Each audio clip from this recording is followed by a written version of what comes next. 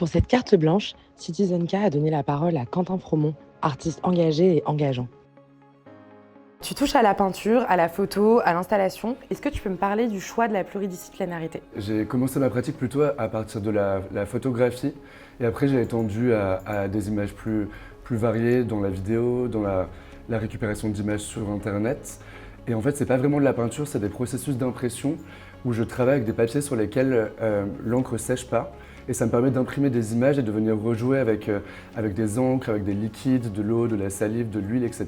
Et en fait, dans ma pratique, je trouvais ça assez intéressant de pas que travailler avec de l'image, mais aussi d'étendre au texte et à l'installation pour pouvoir vraiment créer des projets complets dans lesquels aussi on peut déambuler et un peu prendre les narrations de différentes manières. Pour toi, le sentiment d'immersion, c'est quelque chose d'important? Oui, je trouve ça assez important parce qu'en fait, tout mon travail repose un peu sur la création de mondes imaginaires dans lesquels je vais créer des fictions où c'est souvent un protagoniste qui tente de fuir la réalité. Et en fait, dans ces mondes, c'est un peu des questions autour de la vulnérabilité du corps, de la maladie, de la sexualité. Du coup, j'aime bien quand même créer des espaces avec des grandes images où on peut vraiment s'immerger dans des paysages et après des choses parfois plus petites ou moins immersives. Mais ouais, en tout cas, je trouve ça important de pouvoir vraiment rentrer dans cet imaginaire. Justement, tu parlais du corps, de la sexualité. Le sujet queer a une grande importance dans certaines de tes œuvres. Est-ce que pour toi, c'est quelque chose de primordial de mettre ces sujets au devant de la scène artistique? Étant donné que je suis homosexuel et que ma pratique parle aussi d'intimité, je trouvais ça important de mettre en commun des récits queer et du coup de venir aussi mettre le doigt sur des choses comme des choses plus ou moins violentes comme les agressions sexuelles, le désir, le fantasme, des sexualités qui sont un peu subversives aussi. Et j'ai pas mal travaillé sur les espaces de cruising. Donc en fait, c'est des lieux qui sont souvent à ciel ouvert de type parking, forêt, plage, etc. Et c'est des espaces dans lesquels il y a une sexualité qui est beaucoup plus libre. C'est la drague homosexuelle. Et donc j'ai un peu commencé à parler de queer à travers ces espaces-là. Et après, je l'ai étendu à d'autres sujets. Mais je trouvais ça hyper important de mettre en lumière aussi des amours pluriels et pas forcément hétéronormatives. Tu parlais d'intimité. Quelles sont tes autres inspirations et comment ton développement de l'intimité se traduit dans ton art? Alors déjà, ça passe beaucoup par le texte. Il y a des grosses phases d'écriture dans mon travail où je vais du coup venir créer des fictions avec des événements qui me sont arrivés ou qui arrivent autour de moi. Et ça me permet déjà d'avoir une porte d'entrée vraiment assez intime. Et c'est par la suite que je vais commencer à récupérer des images sur internet, dans la pornographie ou mes propres images et je vais venir créer comme ça un espèce d'environnement où vont venir se télescoper justement des images plutôt intimes, d'autres plutôt violentes et ça va venir créer comme ça des narrations.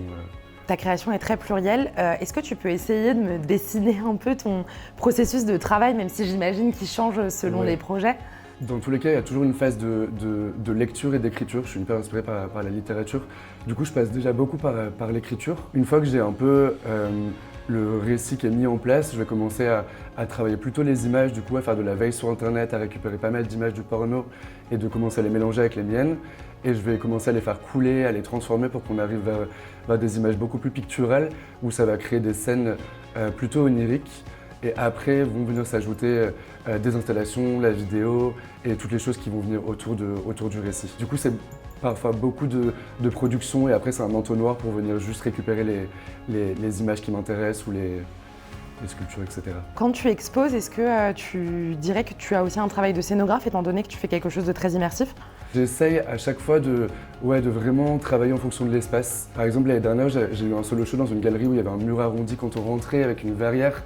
Et du coup, j'ai vraiment pensé l'exposition en fonction de l'espace, où j'ai travaillé l'espace un peu comme une villa parce qu'à l'étage, on arrivait sur des pièces avec un sol en bois qui faisait beaucoup plus d'appartements. Et du coup, j'ai vraiment construit effectivement la scénographie avec une entrée, avec un énorme paysage, puis avec des choses qui étaient un peu plus douces pour terminer sur des chambres beaucoup plus violentes avec énormément de représentations masculines. Enfin, du coup, ouais, j'essaye vraiment de créer une déambulation dans mes projets. Dans l'histoire de l'art en général, on a eu tendance à avoir beaucoup de femmes représentées par beaucoup d'hommes. Est-ce que pour toi, c'était important aussi de changer un petit peu ce prisme-là et de représenter des hommes, mais des hommes différents de ceux qu'on a l'habitude de représenter et pas des femmes qui pouvaient être objectifiées par un male gaze?